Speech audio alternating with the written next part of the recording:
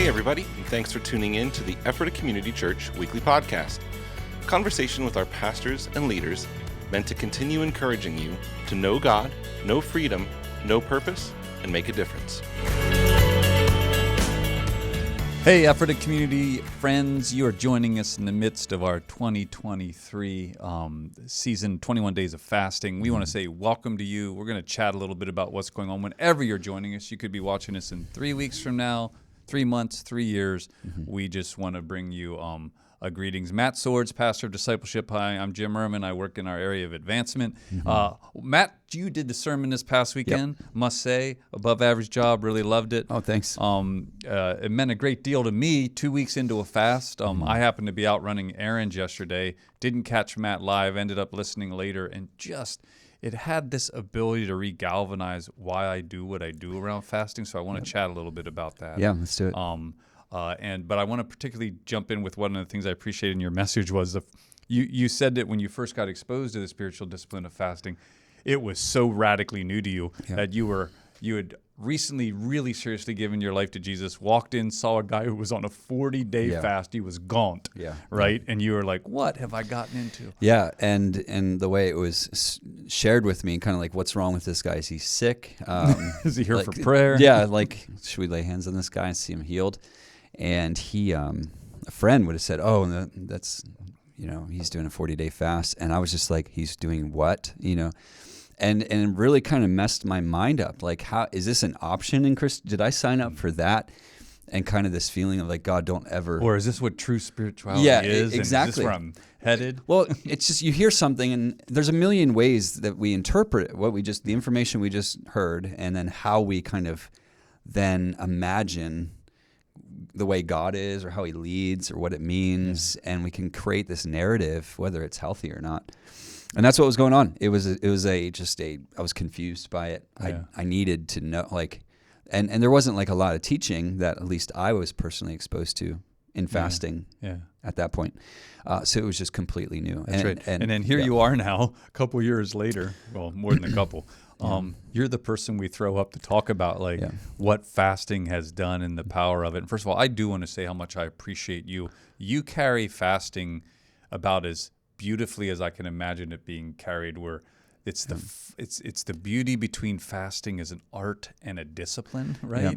But also just finding the heart of God in fasting, not just some kind of earning our way. Like I always say this, grace is opposed to earning. It's not opposed to effort. Yeah. Dan Golnick, our new pastor of leadership development, threw that out the other week. Love it. Yeah. Grace is opposed to earning. It's not opposed to effort. Right. That's partly what a spiritual discipline is. Yeah, and I would have started off the message by just highlighting the fact that spiritual disciplines are activities we engage in so we can connect to who God is. We can connect our spirit to him, like we are spiritual beings. And so we do a whole host of disciplines so as to engage that reality of who we are. And just like you can read the Bible and just then be words on a page and get nothing out of it, or the Luke 24 example, we're not our hearts burning within us. God really opened up my eyes to see how in fasting, the life that you can get, paradoxically, you are some of the fasting experiences I've had, I've been the most weak and incapable of doing anything except surviving. That might be a little dramatic, but not far off. That's seriously, I'm there at home, and some of I won't go into the details of my fasting experiences, other than to say I just was so mindful of how weak and frail I was, and it was in that place that I had a disproportionate infilling of life and connection to the Spirit of God and the Word that just filled me, where I'm like, man, my heart is burning right now in my connection to God and the vibrancy of his Word and how loud he is communicating to me, while at the same time being so frail in my physical form. Man. And I want to make sure we highlight something there, because hearing you speak, share this topic, something hit me where fasting isn't about getting God to speak. It's about getting on the frequency, right? Because God is speaking, right? There's something there. Yeah, I would use the illustration of a plant in the shade versus putting it in the sun. Like you're not earning anything. You didn't twist God's arm to do anything. He's pouring himself out. Fasting is posturing yourself so as to receive what's there to be received. And we have this plant right here. I don't know if that's alive or dead. But imagine there's the sun, and you're just moving the plant into the sun, and then you watch the plant flourish, and it's just like the plant didn't do anything to earn it. They're not loved more by God. Just because a person does fasting doesn't mean that God loves them more. However, you will watch them come to life because they are standing in what Jesus is giving, and I love that. And I didn't start there, of course. No, you didn't. And I didn't blaze a trail into extended fasting in my own strength. Like, I hated the idea. I never thought about it until the moment when the Lord said, I was praying this prayer, draw me deeper, and the Lord spoke to me. He said, I want you to fast. Yeah, that's right. And it was so I was so filled with that vision. God is answering my prayer that the benefit far outweighed the cost. That's right. I was aware of the cost, and don't get me wrong, we're all aware of the cost. That's right. But man, let's fix our eyes on what we're being invited into and not what we're letting go of for a time. That's right. Yeah, I do want to highlight something I was thinking as I was hearing your message. When I look at New Testament fasting and even some of Jesus's call around it, it has a lot to do with getting breakthrough in an area. For instance, Jesus on the Mount of Transfiguration comes off of it. He finds 10 of his disciples at least. There's 2 or 3 with him, right?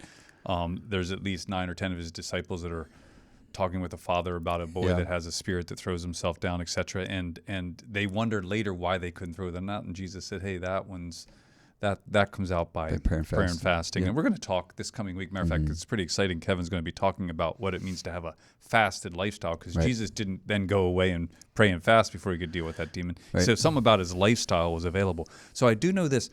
There's something about fasting for breakthrough. But also there's another thing you mentioned that I thought was really, you're going to have so much exposed of what's going on inside yourself, right? So I always say this, if you're going to enter into fasting, whatever it is, retail fasting, social media fasting, food fasting, alcohol fasting, whatever it is, you're going to have something that's shown to you. You got to be the type of person that's interested in knowing something about yourself. Or I highly recommend there should be a warning label on fasting. Yeah, Certain fasting, some messages I've taught, I've called it by invitation only, where you avail yourself to God, who is your shepherd, and you say, God, lead me into life, right? And be open to him, invite you into fasting. But the invitation only really for me falls into that category when it's like extended fasting or water only fasting, kind of the more extreme levels of fasting. Jesus did not fast for 40 days on, I assume, maybe he had some water, maybe not. It doesn't detail what he did. Yeah, he does, yeah. In Matthew 4 and Luke 4. He was led by the Spirit into it, right? And so I don't know if we have too much clarity into the lifestyle of fasting Jesus would have partook of.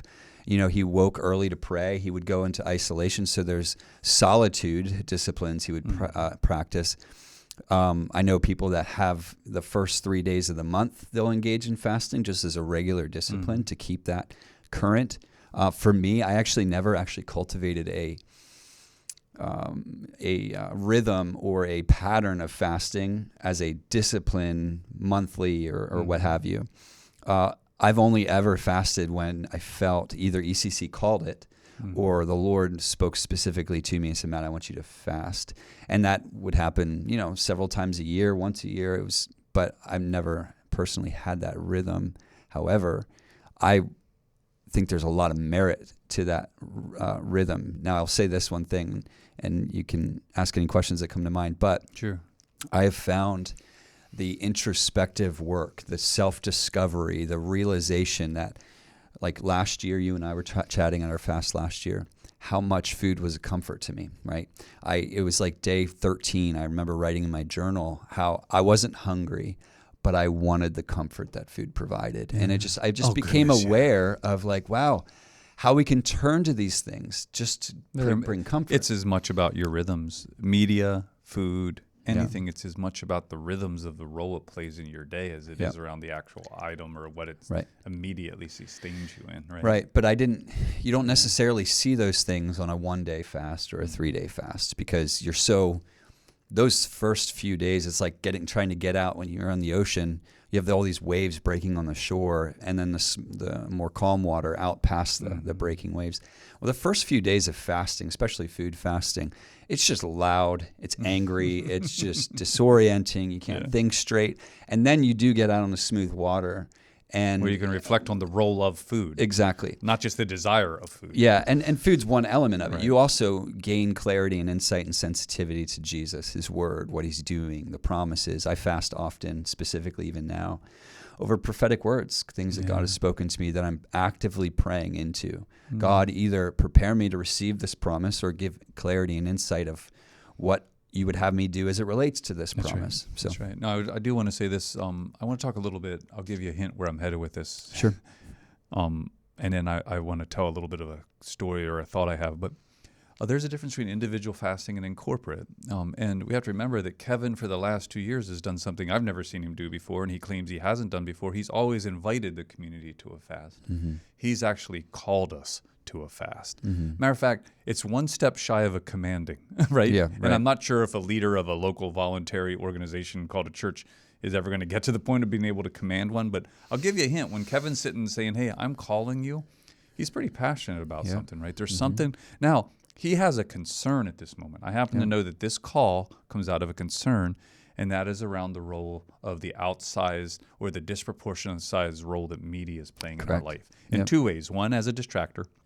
And two, as an informer, right? In other words, a distractor would be maybe the way my 21-year-old son or daughter just flips through and just kills the pain of the end of the day, or just finds themselves just picking up their phone 60 times a day. An informer, which of course you could argue they're both going on, an informer is when all of a sudden national voices are becoming more of your informer than actually how many local people are intimately involved. Now, I bring this up because it brings us to something. When I hear you speak, I hear you as someone who I even look to for advice of, Matt, I'm wrestling over something, or this word of knowledge I've gotten, or this question I have, or this vocational reality.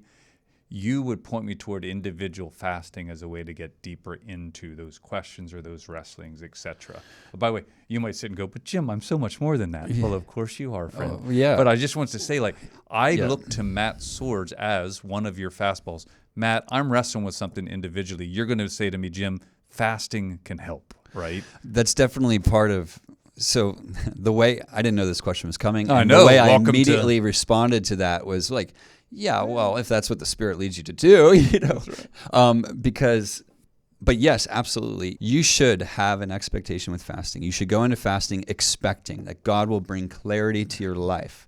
Now, He's Lord, and He knows you better than you know you, right? So the thing you should expect most is that whatever God does highlight is what you need highlighted to you, whether or not it's what you're asking for. That's right. You can go into it with this, you're God and I'm not. I'm asking this, but I avail myself to the rest of it. And all these other things will be added onto you. There's the beauty, right? You get into fasting. I heard you mention it. I had something come up in this particular fast in the first week that ended up dominating the first week's fast. And it wasn't the thing that I was expecting to receive in it, right? And so you're saying sit down on that and watch what other breakthroughs you get or breakthroughs is a strong word, but insights or... So, yeah, absolutely. Make known to the Lord, cast all your cares on Him, for He cares for you. Yeah. But in so doing, what you also have to do is put it there. Was this 2 Timothy chapter 1? It's verse, I think, 9 and verse 12. Paul says, I am confident that the Lord is able to guard what I have entrusted to Him. Mm-hmm. And then the next verse, I think it's verse 11 or 12, where he says, guard therefore what the Holy Spirit has entrusted to you. Mm-hmm. And so there's this exchange. I'm carrying this thing, but I release it to the Lord because I'm confident He can guard it properly. That's right. And I am now entrusted with something He's giving to me that only I can guard. That's right. So with that in mind, He invites me to bring my cares before Him. And so therefore I bring them before Him. And part of what I do at the beginning of every fast is have a clear vision. I'm fasting for these things, and I'll journal them out. Any clarity, any reading of the Word, book studies I'll do related to that topic, of course I'll do them and I'll journal about them. But I am taking purposeful time to be quiet, just to be quiet, and allow the Lord to inform me of His priority for this time. That's right. And so the one extended fast I did, which was the Draw Me Deeper story, all I knew to pray was draw me deeper. But it was during that time where He showed me Matthew 9, which was the wineskin. You don't pour new wine into an old wineskin. And it just blew my mind to be instructed by Jesus Himself. Yeah. He came alongside of me, and he counseled me, and He instructed me on truth and what He was doing. Although I had a prayer, He had an initiative that we need to yield to. Right. And so if you came to me and said, Matt, I'm wrestling over this thing, will fasting help? Well, it will definitely help, but there's no guarantee you get the response you're hoping for. That's right. I would never guarantee that. But fasting absolutely will bring the clarity and insight that you need. And I love that you just said absolutely, because I want to end on this point. If there's one guarantee we're making to you as a community, is that fasting is a chance to get on the frequency of God, and God will meet you. Your frequency will be adjusted. In other words, I want to break this view that fasting is somehow pulling heaven down, and remind you it's around you. Our great challenge is tuning into the fact that it's around us. Fasting is quite possibly the most invasive, but one of the most powerful ways to be able to do that. For sure. And I would even highlight, again, keeping on the topic of gaining understanding, you reflect on Daniel's experience. He fasted a couple times in the book of Daniel, but an angel came to him, and both times, there's two examples. An angel starts his sentence with, a man of high esteem, but then he says, I've come to bring you understanding. That's right. And so fasting, like one of the more painful elements of preaching this past weekend is all of the topics I couldn't cover within fasting, and what it can give you, and what you should expect it to do. One of which is to gain understanding, because that's what He does. Yeah, and I'm going to suggest you too, we couldn't go into all the details, like food fasting in particular, what it does for the body. Yeah. Much less, I'm going to suggest even things like media. So we will ask you this, though. Our lead pastor called us to a media fast. Yeah. And I am encouraging you this week, something really practical taken out of this podcast. If you engaged at all in a media fast, would you talk to one person about your reflections? Nice. You're 2 weeks in, you have 7 more days. If you haven't done it, we encourage you to dive into something, however small. We just got this great testimony back of an individual who heard retail therapy mentioned a couple weeks ago as one of the things you could give up. Actually stepped towards that, received back a powerful testimony from her of what God did in her life by simply watching when she's purchasing and why she's purchasing, etc. I think it was the Lord told her not to buy anything during the fast. So she had to shopping. She had did to an do all 21-day advanced grocery shopping list because she really went for it. But all that to say, we simply want to say, would you talk to someone about some of the insights you've had? Yeah. And we think there's something beautiful that's going to happen to that. It'll also inspire us all for these last 7 days. Hey, as I mentioned earlier, Kevin's going to be sharing this week on the fasted life, what an ongoing fasted life looks like outside of these climactic kind of pronounced moments we've just had as 21 days. Really looking forward to that. Anything else you want to say before we say bye? So many things, but I know, dude, you're just puffing. I know you enough. Anyway, it is always a pleasure to be on here with you, Jim. I appreciate you. Matt behind the camera, everybody. He's awesome too. That brings me to Matt behind the camera. Matt Gwynn, our new videographer manager here at the church. We're going to be experimenting with a couple new looks the next few weeks. Yep. We want your feedback. Yeah, I mean, literally, every week or a week or two, we're going to switch up backdrop, switch up room a little bit. Go ahead and send us an email to see how you're experiencing it. studio@effortofcommunity.church. studio@effortofcommunity.church. And then give us your thoughts. Not so much on the podcast. Matt and I know that we're above average, right? Oh, of course. Won't say how high. We got like 72s. But hey, it's above average. Lake Wobegon sense. But all I have to say, let us know what you're thinking about the studio, even as we're toying with some things over the next few weeks. And keep an eye out for some fun videography stuff coming this year. This is a year where Matt and I are sitting down to think, how can video be used in ongoing discipleship here? We have some neat ideas. Pray for these two, especially as they sort out some of that stuff. Well, and the fact that we have the same first name, pray for us. I know. Well, that's not happened. Pray for me. I'm the confused one. All right, everyone. We hope you have a great week. Yeah, God bless. Hey, thanks again for joining us today. We hope that you've been encouraged by listening and that you'll join us again next week. You can listen to previous episodes, find additional resources, and of course, learn more about us by visiting effortofcommunitychurch.com.